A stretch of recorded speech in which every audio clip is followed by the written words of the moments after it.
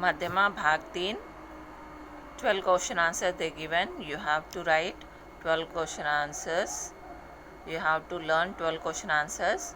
From that only you will get in exam. Okay, see here, वर्ण किसे कहते हैं? What is the mean of वर्ण? वर्ण means what? Letter. What is the letter in the alphabet? भाषा में प्रयुक्त मूल ध्वनि अथवा उनके चिन्ह को वर्ण कहते हैं. भाषा में प्रयुक्त मूल ध्वनि मेन लेटर्स, मेन साउंड और उनके चिन्ह को वर्ण कहते हैं. लाइक आ ई ई, का खा गा घा, णा चा छा ज झणा. So these all are the varna. चिन्ह को, उसके चिन्ह को वर्ण कहते हैं. चिन्ह मीन्स लाइक आ की मात्रा, ई की मात्रा. So these all are the उसके चिन्ह. ओके. सेकंड क्वेश्चन, कथित या लिखित भाषा का मूल आधार क्या है? What is the oral and written bhasha language base? What is the base of oral and written language? So answer, कथित या लिखित भाषा का मूल आधार ध्वनि है. ध्वनि मीन्स साउंड. सो सी, मूल आधार means what is the base? When we are reading, when we are pronouncing letters or any sentence, first what will come from the mouth? Dhvani, sound. Okay, so that is the base of oral and written language. लिपि किसे कहते हैं?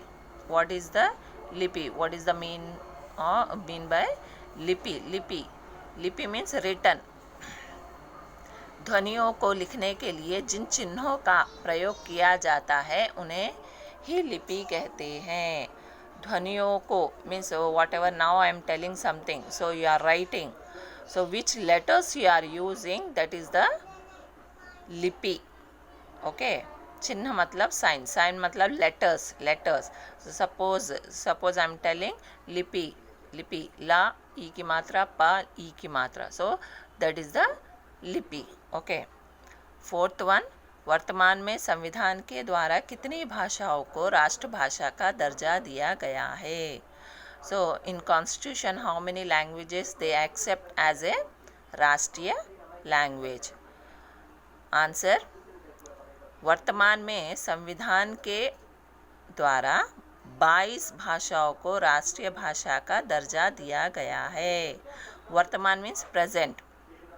So present in constitution 22 languages they accept as a राष्ट्रीय language. Fifth question, Hindi वर्णमाला में कितने स्वर और व्यंजन हैं? हाउ मेनी स्वर आर देयर, हाउ मेनी व्यंजन्स आर देयर? सो हिंदी वर्णमाला में 11 आ ई उ ए रु ए आई ओ औ. स्वर और व्यंजन का से हा 33. सो 11 स्वर वी हैव एंड 33 व्यंजन वी हैव. स्वरों का प्रयोग कैसे होता है? How we are using swar means you know आ टू औ और आहा. स्वरों का प्रयोग स्वतंत्र रूप से होता है. स्वतंत्र रूप से. So like individual we can write आ ई. But see, when we are writing vyanjan, with the vyanjan a sound will come, ka kha ga gha. Okay. तो सेवेंथ क्वेश्चन, व्यंजन किसे कहते हैं? व्यंजन किसे कहते हैं? स्वरों की सहायता से उच्चारित वर्णों को व्यंजन कहते हैं. Now just I explain. स्वरों की सहायता से उच्चारित वर्णों को, letters, which one will give the support? Swar will give the support to the vyanjan, we called vyanjan. Like ka kha ga gha, a sound is coming with every letter. Okay, so that is the vyanjan. संयुक्त व्यंजन किसे कहते हैं? उदाहरण दीजिए. संयुक्त व्यंजन श्र त्र ज्ञ. In last we will write 3 letters, shra tra gna. So व्यंजनों, दो व्यंजनों के मेल से संयुक्त व्यंजन कहते हैं।